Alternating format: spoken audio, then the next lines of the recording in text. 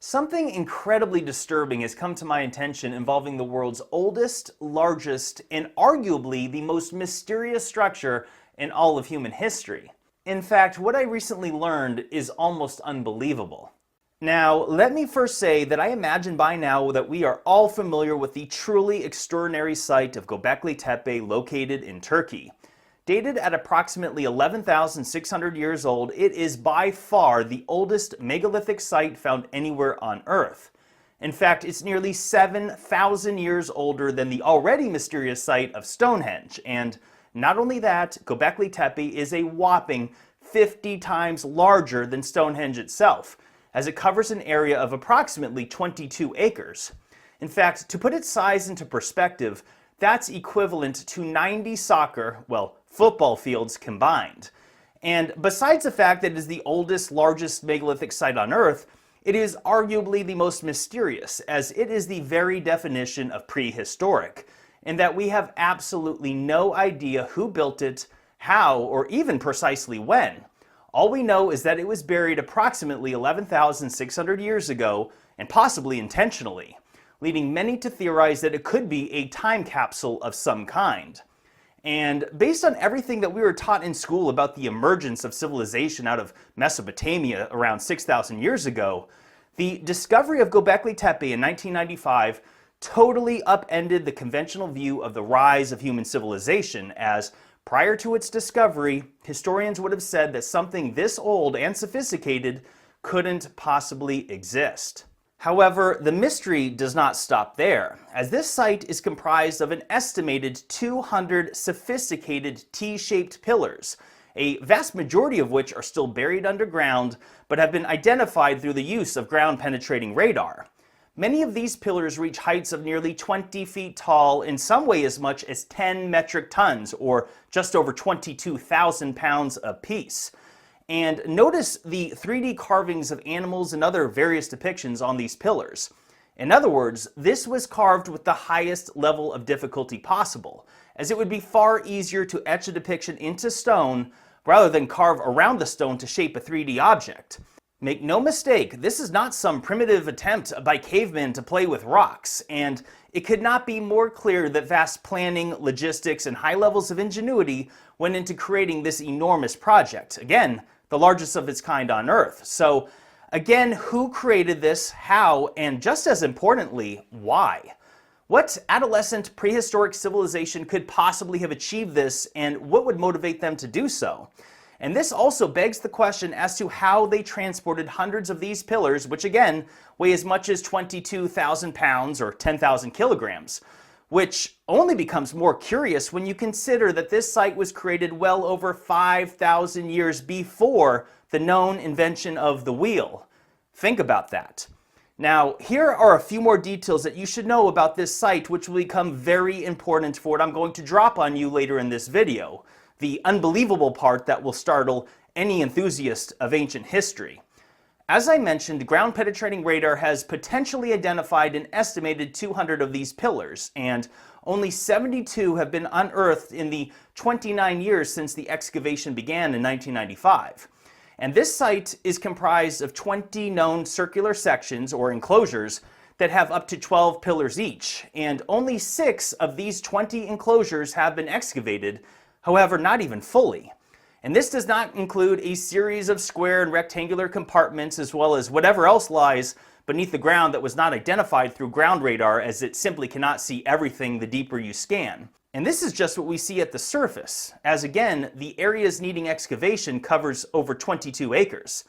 Now, I must point out something important, which is that if you've followed this topic for the last several years, you would have likely heard Graham Hancock and others repeatedly mention that only 5% of Gobekli Tepe has been excavated, again as confirmed through ground-penetrating radar. In fact, that 5% figure was first reported in 2008, which was 14 years after excavations had first started. And by the way, we must all give credit to Graham Hancock, who brought this ancient site to international attention in his best-selling books, as well as his appearances on Joe Rogan's podcast. In fact, I'm sure many of you will remember this epic debate Graham Hancock had against skeptic Michael Shermer on the Joe Rogan Experience podcast number 961, which went viral and brought many more eyes and enthusiasts to the topic of Gobekli Tepe and lost ancient civilizations as a whole. But here's the thing. That podcast was in May of 2017, more than 7 full years ago. In fact, that became the topic of what is now my oldest video on my YouTube channel. So this got me recently wondering if that 5 percentile excavation figure had improved in the 7 years since. So I took it upon myself to do some inquiring as to what advances of excavations have occurred at this site in the last several years since that 5% figure received international attention.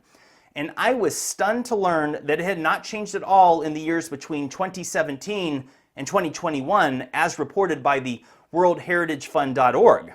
However, 2021 is 3 years ago now, so I searched further and found a 2023 article that included a quote by a professional guide that works at Gobekli Tepe, and she stated that the estimate was still only at 5%. How is it possible that no measurable advances to this dig have been made? I mean, excavations began 29 years ago, nearly a third of a century. So why are we still at 5%, and what is the holdup? And this is where things start to get bizarre. While doing my investigations into this matter, author Hugh Newman, who recently visited Gobekli Tepe and corroborated the same thing involving that 5% figure, well, he also said something that stood out to me, where he stated that in the context of future large-scale excavations at Gobekli Tepe, the consensus was that that site might be left for, and I quote, future generations, as there would be more focus placed on excavations at the neighboring site of Karen Tepe, which, by the way, is an incredible site in itself. But wait a second, what do you mean Gobekli Tepe will be left for future generations? That statement took me aback, so I took it upon myself to look into his claims on the matter and was blown away at what I found. The powers that be have chosen to pass on the full excavations to future generations and have chosen to focus on preserving the site and establishing tourism infrastructure there. So, upon learning that, this led me down the path of trying to figure out who exactly manages and funds the site of Gobekli Tepe, and who are the key decision makers deciding what happens at this site. Which led me to the Dogus Group, which is one of the largest private sector conglomerates in Turkey, with a portfolio of some 250 companies in 7 different industries, including tourism, which is how I came to learn that a 20-year partnership deal was established back in 2016 that enabled the Dogus Group to oversee excavations and tourism management at Gobekli Tepe. And more specifically, this partnership facilitated that the Turkish Ministry of Culture and Tourism will enable the Dogus Group to become the sole partner of this Neolithic site, which includes, and I quote, a generous donation for the ongoing excavations at this site, a sum of $15 million. So real quick, just to clarify, any talk of funding being an issue for the holdup in excavations at Gobekli Tepe is simply not true. That has nothing to do with it. The Dogus Group has no shortage of money, and to be clear, funding was never said to be an issue in slowing the excavation process at this site. So funding aside, the part that I'm going to show you now is the part that's not only disturbing, but practically unbelievable, yet it's managed to hide in plain sight for the last few years. Now with all of that said, back to the disturbing part of this video. So get this. The 20-year partnership was done by members of the World Economic Forum back in 2018. Yes, you read that right. The tentacles of the WEF has seemingly infiltrated the world's oldest and most mysterious structure in all of human history. In fact, the chairman and CEO of the Dogus Group is a Turkish billionaire by the name of Ferit Sahenk, who is a longtime member of the World Economic Forum. And not only that, he's on the Forbes list of top billionaires in the world. And this 20-year partnership deal involving Gobekli Tepe was literally announced at the annual World Economic Forum meeting in Davos, Switzerland. They even had an ice sculpture of Gobekli Tepe carved outside the meeting itself. I mean, you can't make this up. But how on earth have I never heard of this before? I suppose that since it was back in 2016, few were talking about the WEF at that time, as it wasn't until just the last few years that they've received so much global attention. Certainly, much has changed in just the last 4 years alone, as I'm sure many of you have noticed. And although I imagine that most of you have heard of Klaus Schwab and the World Economic Forum by now, but if you haven't, you will certainly want to inform yourself. And I am not going to get into specific details about that organization in this video. I'll refer you to the comment section for that, as I'm sure others here will help explain exactly who these people are, what they've done, and what their goals are for the future of global civilization. But this is where the Agenda 2030 and the "you will own nothing and be happy" comes from. And yes, that's a real quote by Klaus Schwab, the head of the WEF, or at least former head. And in fact, I'm sure you've probably heard or seen memes saying that you will eat the bugs. Well, the WEF is what they're referring to. So I suppose right about now, it's reasonable to ask, why on earth is the World Economic Forum and their members even associated with management and excavations at Gobekli Tepe? Now, when Ferit Sahenk gave a speech in 2016 at that WEF meeting to announce the 20-year partnership, he said, and I quote, "We have placed the Turkish treasure at the heart of the World Economic Forum because I want the whole world to know about it. Gobekli Tepe, a common value of humanity, is our 0 point in time," referring to it being the earliest known structure of human civilization. And he went on to say, "Now, as we stand on the precipice of a fourth industrial revolution, in a time of great global change, the time is right to collaborate once again." Interesting. And again, that was way back in the beginning of 2016. So let me now share with you what has taken place in the 8 years since, as I am getting to what is arguably the most important part of this video, and something that will surely disturb all of us.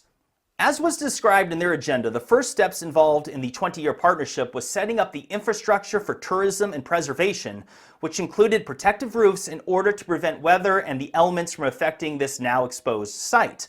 However, notice that the very foundation and support beams of this roof is comprised of, what it's comprised of is literally stabbing into the ruins itself.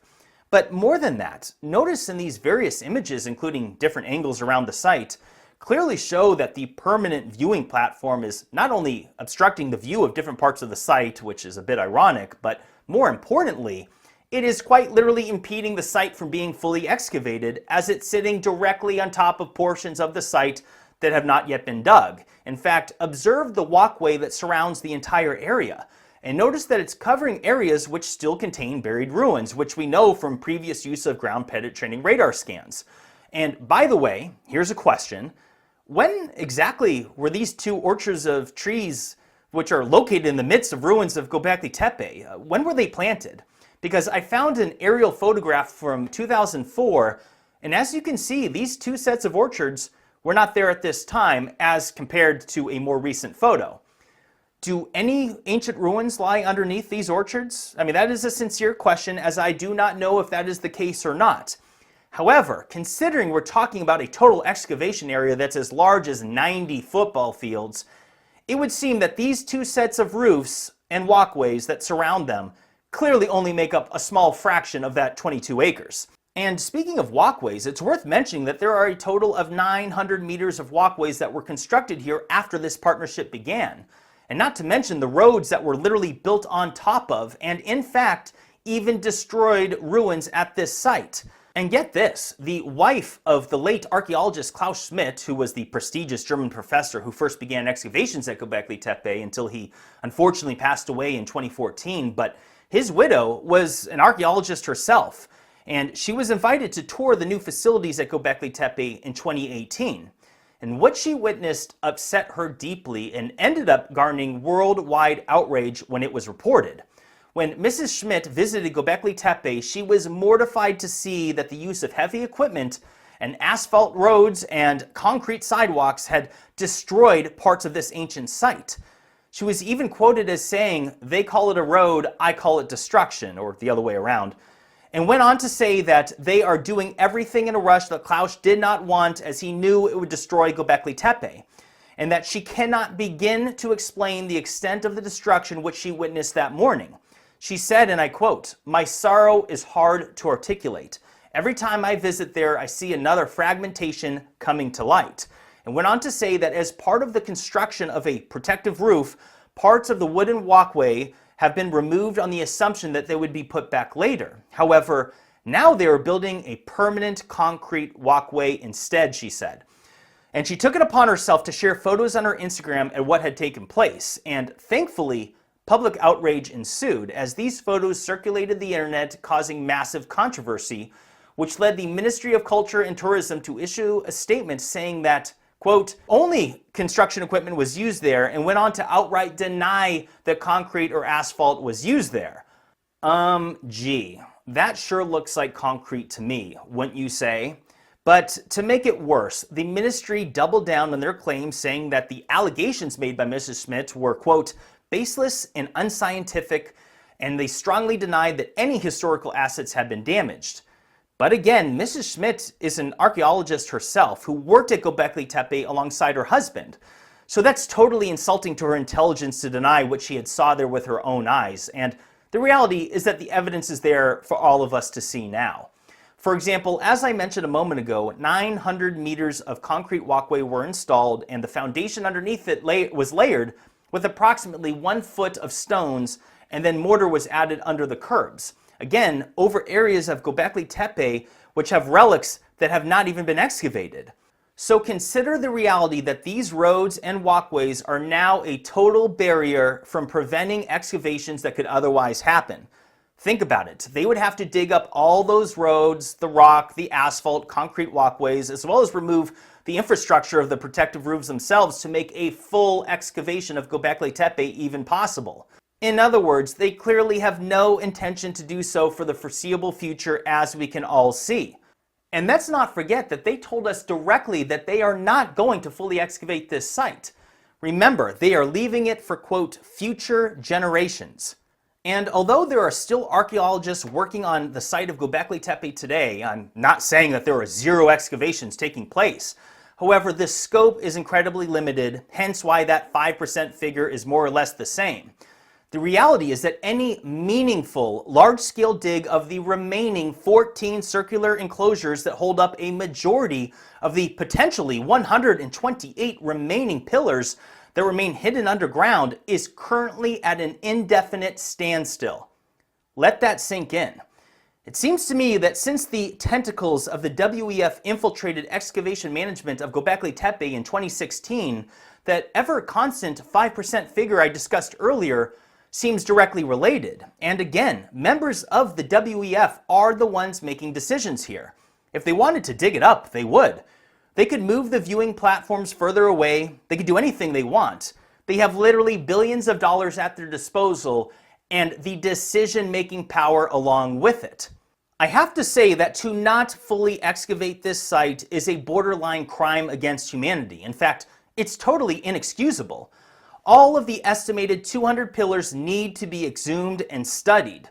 All people of Earth have a right to know as much as possible about the origins of mankind, especially considering how much of a mystery our lost past actually is. And these pillars are telling us a story. That is clear from the relatively few that have been excavated thus far. And who knows what answers are waiting to be discovered on the well over 100 pillars that remain hidden within the Earth.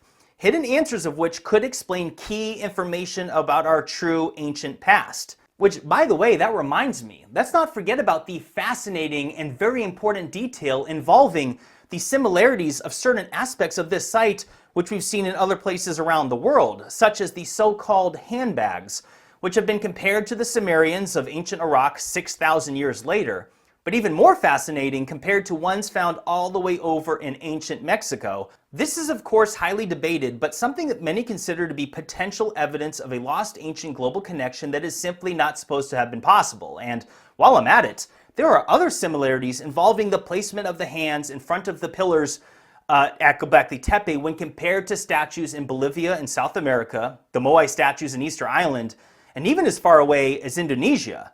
This could of course be a coincidence, but the placement of the hands at the front is something that's particularly unique. Like I always say, look and think for yourself. Regardless, who knows what is inscribed into all the remaining pillars that we haven't seen yet.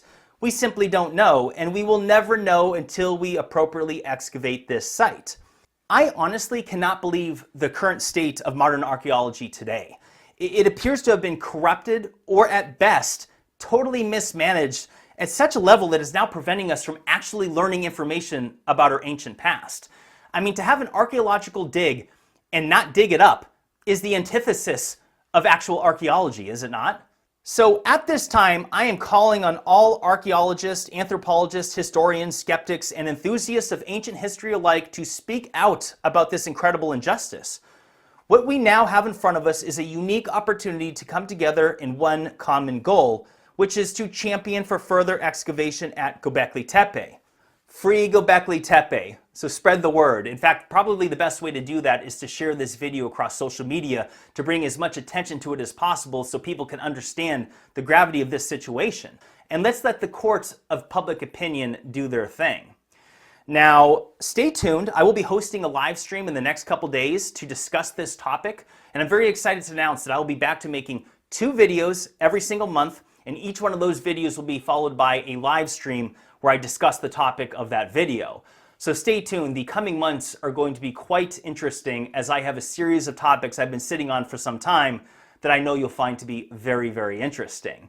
That said, leave a comment and share your thoughts on everything that was discussed in this video. And also follow me on Rumble. I'm growing a presence there. And if you're not on X, you should get on it. I'm on there trying to grow my presence. You can follow me there as well as Instagram. And if you want to support me personally, support me on locals.com, link in the description, or Patreon. That makes a big difference to me. But that said, I'm going to close it up here. Thank you for your time and stay tuned to that live stream. Bye now.